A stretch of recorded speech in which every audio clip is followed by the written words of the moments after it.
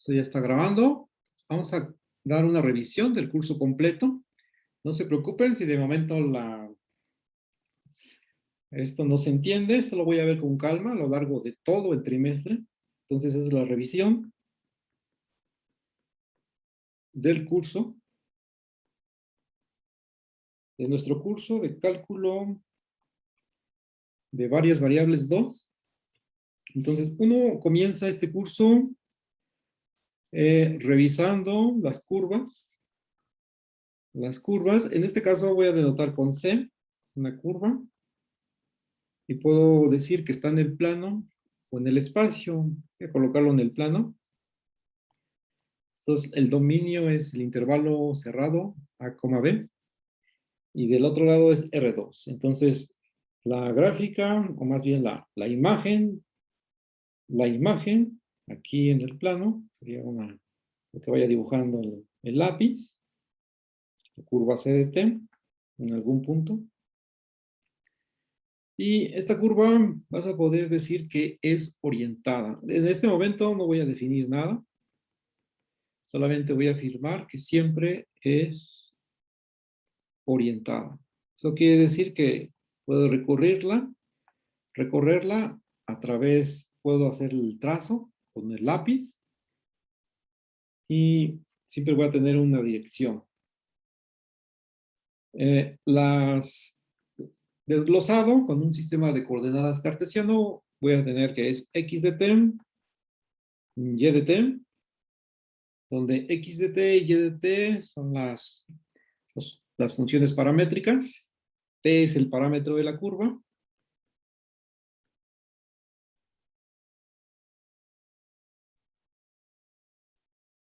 y la diferenciabilidad. En este caso nos vamos a ir al caso C infinito, para no arriesgar ni comprometer nada. La curva se dice que es de clase C infinito, la notación. Voy a poner que está desde el intervalo A, B a R2, para ser más específico.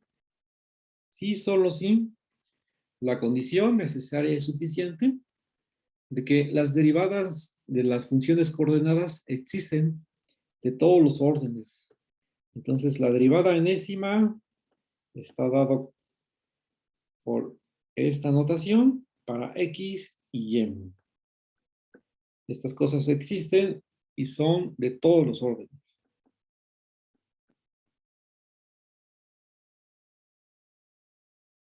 Órdenes quiere decir que es la primera, la segunda, la tercera, etc. Y aquí es para n mayor o igual que 1. Y para decir que es para toda n, ocupamos este símbolo. Eso es, que sea C infinito. ¿Y qué podemos extraer de una curva? O sea, de una curva podemos estudiar, por ejemplo, solo por mencionar, es la curvatura. Y la curvatura va a estar dada como el siguiente cociente, que es formado por derivadas y primeras y de segundo orden. Voy a omitir el parámetro, el tiempo, para no saturar aquí la fórmula. Aquí tengo un producto, luego una resta, otro producto, y abajo es una cosa que está a la 3 medios, que es x' cuadrada más y' cuadrada. En este caso, esto se le llama la curvatura de la curva C, y es una forma de entender la curvatura, es simplemente estudiar qué tanto está variando el vector tangente, en este caso es C' de t. Es la variación de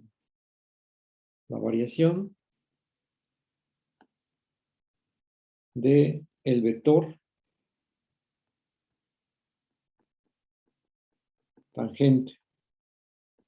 Se suele decir el tangente unitario, ya normalizado, que tanto está variando. Ahora, el numerador, lo que tengo arriba, esto de las derivadas, numerador, es, si uno lo ve así en la expresión, pues no te dice mucho, Pero realmente este es un determinante. Es el determinante de una matriz de 2 por 2, que en el primer renglón aparece la derivada y en el segundo renglón aparece la segunda derivada. Es decir, si uno considera aquí el desarrollo, este va para acá, sale el primer término, y uno va para arriba, sale el segundo término, con el signo menos, como debe de ser. Esto es exactamente lo que tienes ahí arriba. X', Y2' menos Y', X2'. Ahí está. Entonces, la curvatura es uno de los conceptos importantes asociados al estudio de las curvas. En este caso es una curva en el plano, entonces solamente como para estudiar cómo se está doblando en el plano, solamente es a través de la curvatura. Si fuera una curva en el espacio, otro concepto, además de la curvatura, sería el que llamamos la torsión de la curva. Eso es cuando la curva está en el plano. Que la torsión en el espacio, perdón. Cuando la torsión está la estás calculando, pero de una curva en el plano simplemente te da 0, ¿no? Es qué tanto quiere despegarse la curva del plano donde está viviendo originalmente. Pero si la curva vive en el plano completamente, la torsión es 0. Bueno, esto es simplemente una revisión. La velocidad, esto no lo vamos a ir viendo. Velocidad es la primera derivada y la aceleración es la segunda derivada. Por ahí vamos a tener una descomposición de la aceleración, donde va a estar involucrada la curvatura y la vamos a descomponer en 2 direcciones. Entonces, ya nada más si una forma de escribir la curvatura, si el caso en que estás en el plano, en el espacio, es simplemente escribir la norma de C' de t, producto cruz, porque la curva es un vector y sus derivadas también. Aquí con la segunda, el producto cruz te da un vector, le calculas la norma y dividido entre la norma de la derivada al cubo. En este caso ya no estamos considerando para la curvatura de C cuando ya la mandamos a R3. Le quitamos el signo por, por esta norma que tenemos aquí arriba. La norma ya hace que siempre la curvatura sea mayor o igual que 0. Y escalarmente es exactamente lo mismo, lo que uno tiene aquí arriba. Esto que está aquí en verde y esto que está aquí sería exactamente lo mismo, salvo un signo. Aquí arriba sería de C, una cosa que está en el plano, en R2, y en el espacio en R3. Y esto es con respecto a las curvas. ¿Qué más podemos tener como propiedades de ellas? Algo que uno ya estudia en algún momento en cálculo integral de una variable, que sería la longitud. La longitud de una curva es un extremo C de A, aquí tengo otro extremo C de B, y aquí escribo longitud. Entonces la longitud sabemos que es la integral, la longitud, la integral desde A hasta B, de la norma de la primera derivada d de t. Aquí la norma es la usual, ¿verdad? Que ya no comenté, pero la norma es la norma de un vector, la raíz cuadrada, aquí metiendo los cuadrados y tomando la suma de A1, A2, A3 para un vector en R3. Ahí está. A igual a A1, A2, A3, vector en R3. Lo mismo es para si estuvieras en el plano. Entonces la norma la voy a denotar con 2 barritas. Esto ya nos comenzamos a dar cuenta. Y significa exactamente lo que uno ya sabe.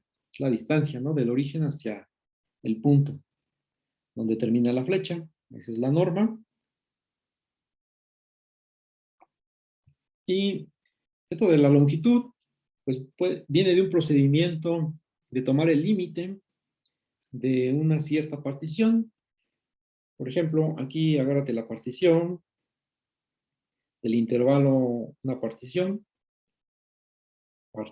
del intervalo A, B, B, que aquí vamos a tomar, ¿qué partición? Lo vamos a denotar por P, que sería T0 igual a, luego T1, luego T2, luego Tn, que sería el último extremo, es B. Es una partición que vista reflejada aquí en el dibujo, este sería C de T1, este sería C de T0, el último sería C de Tn, y por aquí está el consecutivo, C de T, si este le llamamos K, aquí sería K más 1, y así nos vamos. Entonces, uno calcula la distancia que hay de un punto a otro, así, y luego de aquí para acá, estas cuerdas, así, y es el proceso de tomar la longitud, se obtiene al tomar un cierto límite, forma ambigua, sería, sin tanto formalismo, sería tomar el límite cuando el tamaño de la partición será 0, aquí no hay integral, porque la integral la queremos evitar, sería una suma, aquí la suma desde k igual a un 0 hasta n de cada uno de estos tamaños que están aquí en el dibujo, cada uno de estos tamaños en verde, que son segmentos. Entonces serían desde 1, que es c de tk más 1, menos c de tk, sería exactamente el que tengo aquí, de acá a acá, este. Y varío acá desde 0 hasta n-1. Aquí es n-1 para que salgan las cuentas. Pero en algún momento uno dice, evítate este procedimiento, tomar el límite y solamente, si la curva es decente, entonces puedes hacerlo vía una integral en una variable sobre el intervalo A, B. Esto es con respecto a la curva y a su longitud. Y también uno puede estudiar la continuidad, que es la continuidad de una curva, que aquí lo escribo a continuación, que es simplemente hacer el trazo en el papel, lo que toda la vida nos dice, sin despegar el lápiz de el papel, o donde estemos trazando la curva. En este caso, por ahí hay una cosa que es esta, que está aquí. Esta no se despegó el lápiz del papel. Entonces, esto es para la gente, ¿no? Así en general, pero para nosotros, como diríamos, C es continua en el punto T igual a T0, y aquí sí, solo sí, aquí lo tomamos como definición, sí, solo sí, pues la definición rigurosa es que para todo epsilon mayor que 0, existe un delta mayor que 0, tal que si tomas un t en el intervalo t, en el intervalo a, b, entonces va a suceder que, voy a escribirlo aquí abajo, cada vez que la t esté cercano a t0, entonces se denota así, entonces esa t va a corresponder a un punto cercano a su imagen, así, menor que epsilon. Es la continuidad en un punto, y si es continuo en todos los puntos, en el intervalo A, B, entonces simplemente se dice que es continua. Y ya, que de esto tampoco vamos a complicarnos tanto la vida, pero Sí es importante tenerlo en la mente, la definición rigurosa en algún momento del curso. Ahora, que también se va a retomar, todo esto se va a retomar. Estoy haciendo una revisión. Entonces, integrales de línea, ahora sí, que estábamos viendo en el contenido, que sería la segunda, tercera parte de la planeación, integrales de línea, que es una integral que se hace a lo largo de una curva. Entonces, la notación, una más o menos estándar, sería anotado así. Se tiene que hacer a lo largo de un campo vectorial, que es el F. Este ya es notación. Y la definición es hacer un producto punto, se integra a lo largo del intervalo A, B. El producto punto es el campo evaluado en la curva por la velocidad de la curva. Esto te da un escalar, producto punto, DDT. En esto también vamos a estar un rato. Aquí el producto punto usual en R2 o R3. Este concepto de integral en línea no es otra cosa sino lo que corresponde al trabajo que se realiza, aquí lo escribo, que se realiza para mover un objeto, una partícula, un objeto a lo largo de la curva C.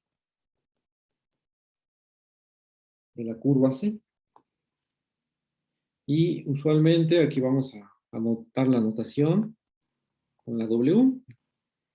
Este es el trabajo.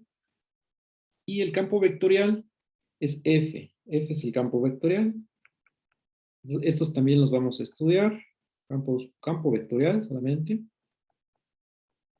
Si me fijo en sus coordenadas, coordenadas cartesianas, XY sería, vamos a usar P y Q como funciones. En la primera P y en la segunda Q. Que uno estudia las flechas, ¿no? Que el campo F genera y lo plasma en el plano. Uno puede ocupar el programa de Wolfram para hacer la gráfica, el peinado que hace el campo vectorial en el plano XY. Y la orientación de la curva aquí ya toma un sentido más para las integrales de línea. Si tengo aquí la curva que va de A a B, de A a B, y tengo la misma curva, aquí tiene que ser la misma, hay más o menos. Entonces aquí la vamos a invertir. Esta va en sentido así, de izquierda a derecha, y esta va en sentido contrario. Aquí vamos a denotar esta por C, y esta que está en sentido contrario por menos C. Que la imagen es la misma, solamente que se recorre en sentido contrario. Entonces, de ahí, una de las propiedades que uno ve de las integrales de línea, es que la integral, si la hace con respecto a C, y luego la hace uno con respecto a menos C, pues casi es el mismo valor, excepto que le tenemos que meter un menos en algún lado, ¿verdad? Aquí le pongo el menos en el segundo término. Ahí está. Esta es una de las propiedades de las integrales de línea. Por ahí vamos a estarla estudiando también. Hay una subclase de campos, se llaman campos conservativos. Conservativos. Muy importante esta clase, es cuando el campo vectorial viene del gradiente de una función. Son campos conservativos, campos gradientes, tiene más de un nombre, y las integrales de línea se reducen bastante el cálculo de ello. Simplemente es evaluar la función f original en los extremos de la curva, en el final menos el inicial. Esto. Ojo que aquí es el gradiente, ¿verdad? Aquí no he definido nada, como había dicho. Aquí el gradiente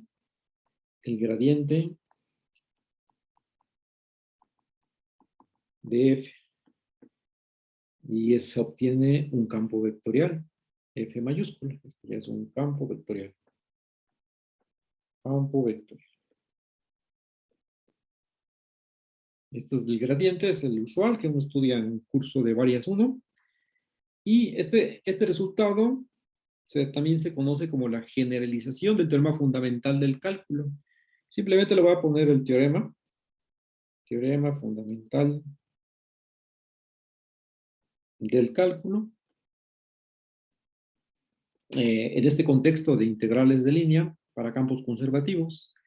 ¿Y qué es el siguiente tema natural a estudiar? El siguiente tema natural a estudiar sería el teorema de Green. Teorema de Green. Aquí, quien ya haya tomado alguna vez este curso anteriormente o por su cuenta haya revisado algo, el teorema de Green es uno de los más importantes. Aquí tómate una curva en el plano cerrada. Ahí está, una curva C. Aquí tengo el sentido en que se va recorriendo y queda aquí acotada una región. Queda acotada una región que la voy a llamar D. Entonces, el teorema de Green te afirma que la integral de línea de cualquier campo vectorial es exactamente a una integral doble sobre la región D.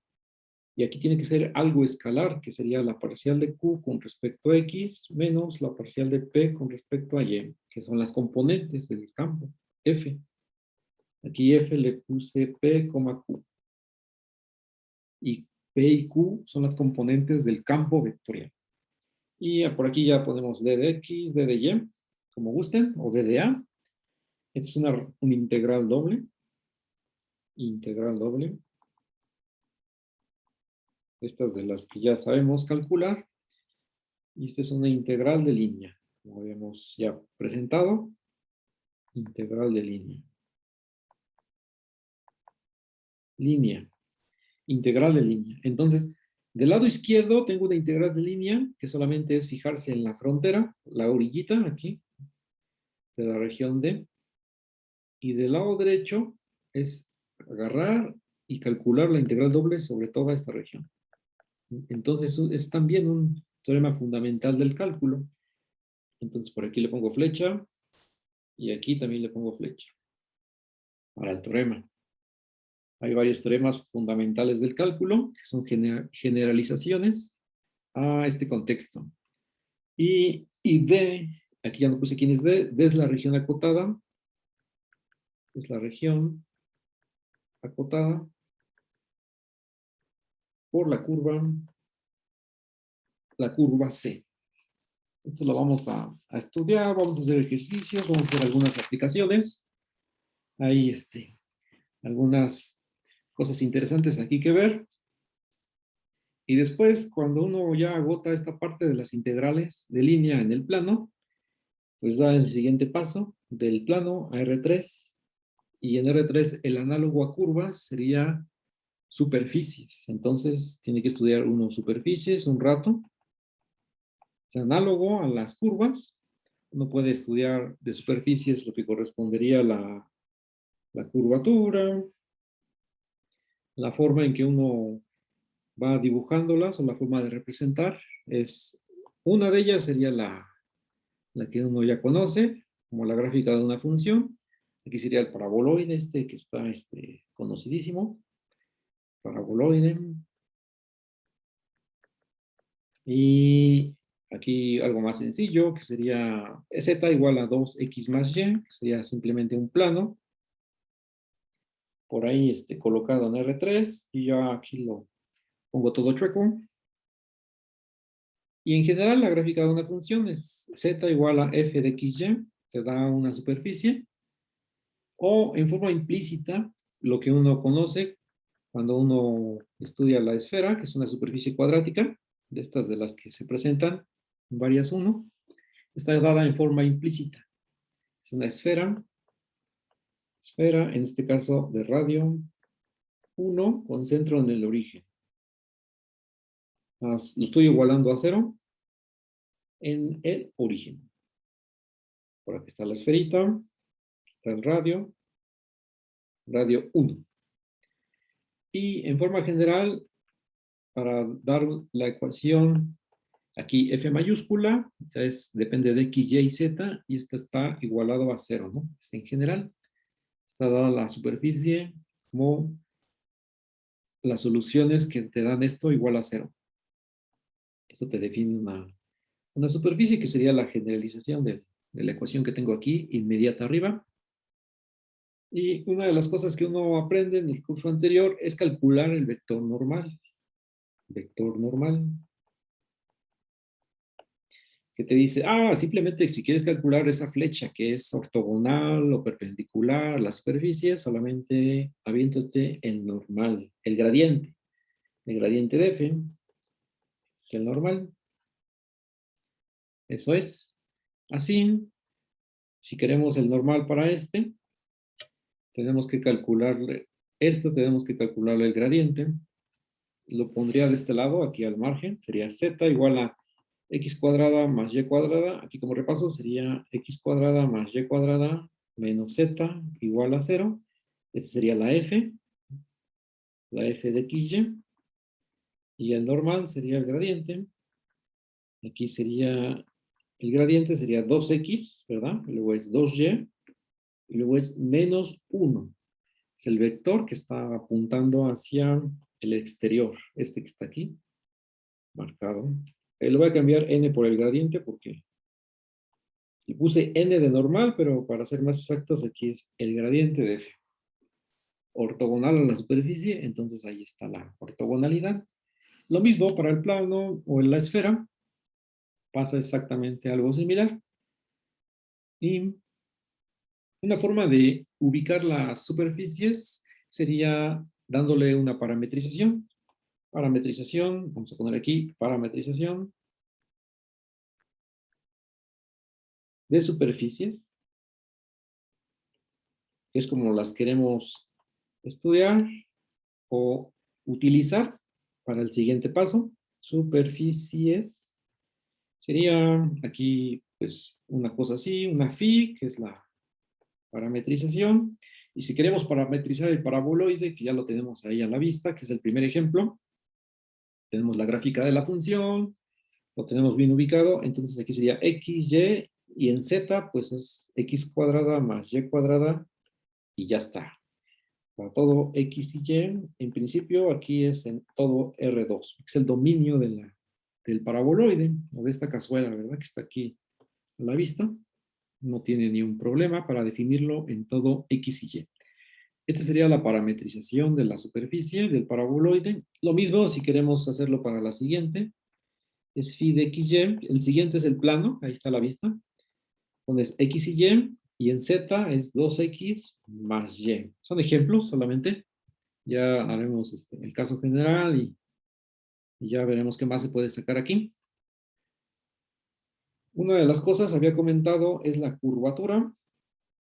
La curvatura de las superficies. Curvatura de la superficie.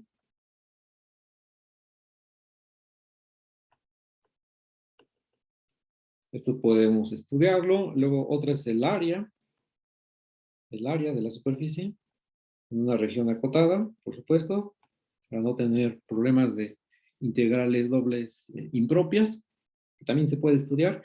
Y después integrales de superficie, este es importante, lo voy a poner como si fuera el siguiente tema, integrales de superficie, que es digamos, la última parte que uno ya tiene que estudiar en este curso, que es el análogo a las integrales de línea de hace un momento que más o menos esbozaba, al menos la notación y ahí algunos dibujos.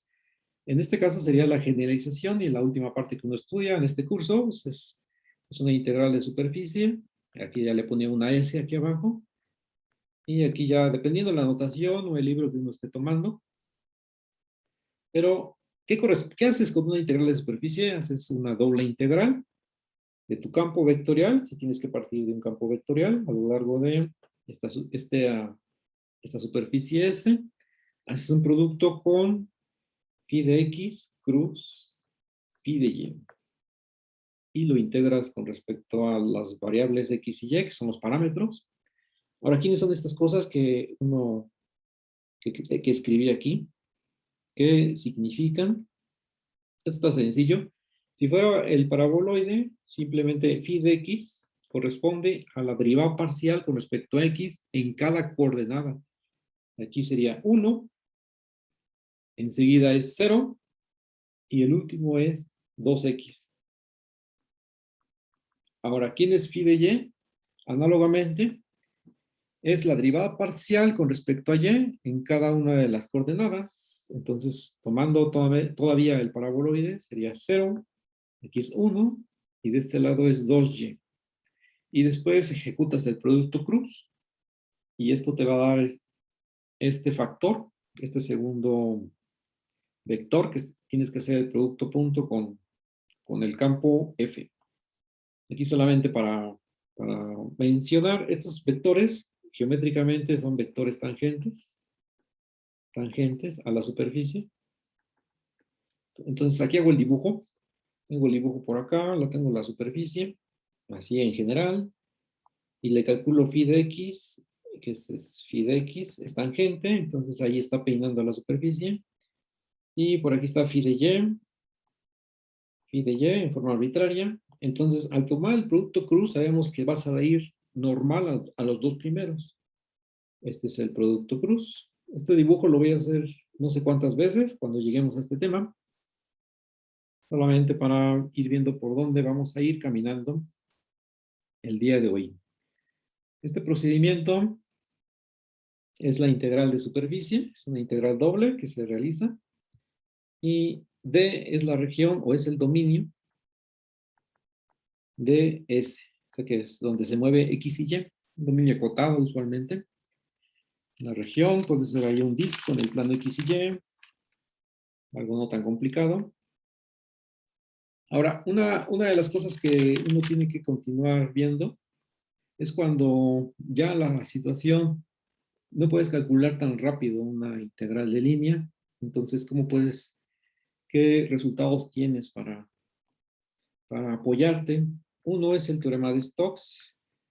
Teorema de Stokes, un teorema importante, que te dice, mira, si quieres calcular una integral de línea, regresando a las integrales de línea, suponiendo que es una integral de línea en R2, no en R3, aquí tienes tu C, que viene siendo la frontera de esta superficie S. Entonces, tienes una integral de línea sobre la frontera de C. Entonces, el teorema de Stokes, este va a ser ya de las últimas semanas del curso. Va a ser una integral de superficie del rotacional del campo vectorial, ¿verdad? A lo largo de toda la superficie, donde S es una superficie. Es una superficie con frontera, la orilla, con frontera C. Esto es el teorema de Stokes. Es una generalización o extensión, mejor dicho, del teorema de Green, visto anteriormente. Otra extensión del teorema de Green es el teorema de la divergencia. Teorema de la divergencia.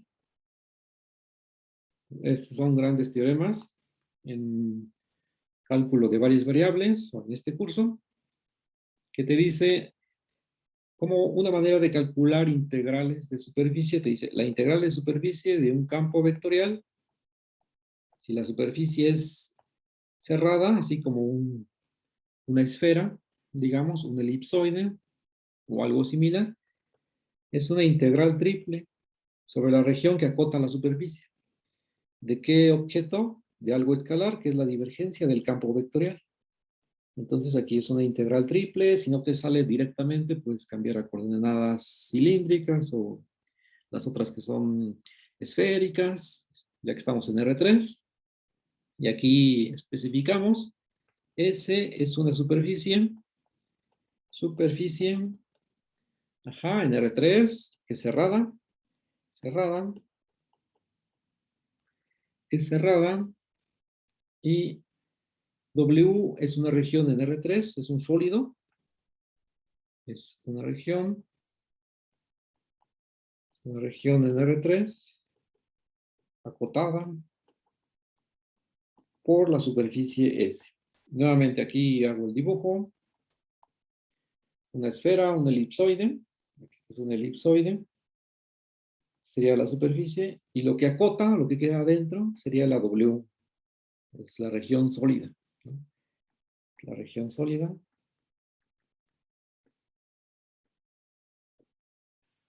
Entonces, puedes hacer una integral triple sobre la divergencia, te da un número, un escalar, y eso está asociado o es exactamente igual con una integral de superficie sobre el cascarón, digamos.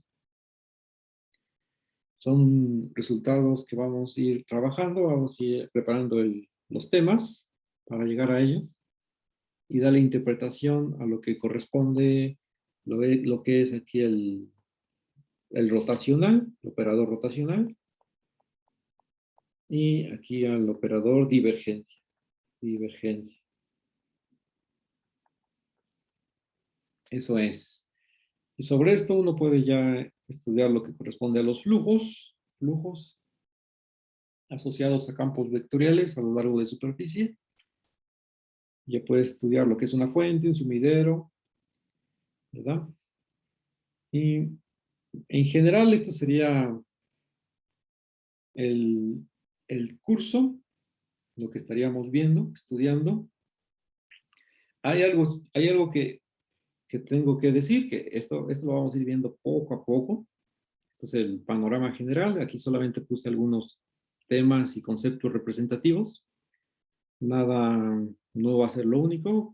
También vamos a ir viendo otras cosas conforme el tiempo nos vaya dando. Pero en general, pues sería la revisión del curso. Y a partir de mañana voy a comenzar a trabajar, voy a trabajar curvas. Y lo que tengo que anunciar es lo que se tiene que trabajar el día de hoy, que tiene que ser algo muy, muy sencillo. Y lo voy a señalar aquí abajo. Tiene que ser la lista, los ejercicios. Ejercicios. Los voy a ir sacando de Larson para esta parte. Van a ser del 77 al 83. Y nos brincamos al 89 y hasta el 92. O sea que por aquí es una lista y aquí brincamos y ya está la otra lista.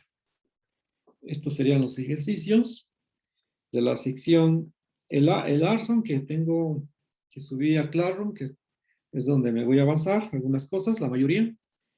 Empieza en el capítulo 10. Entonces, esta sería la sección 10.1, la primera sección del capítulo 10. Eso es. Esto es lo que uno, esto es lo que uno tiene que trabajar, lo que dejaría el día de hoy, y así le estaría haciendo a lo largo de cada clase, dejando algunos ejercicios que serían material para ir sacando los respectivos exámenes parciales que tengo que ir aplicando a lo largo del trimestre. Eso es.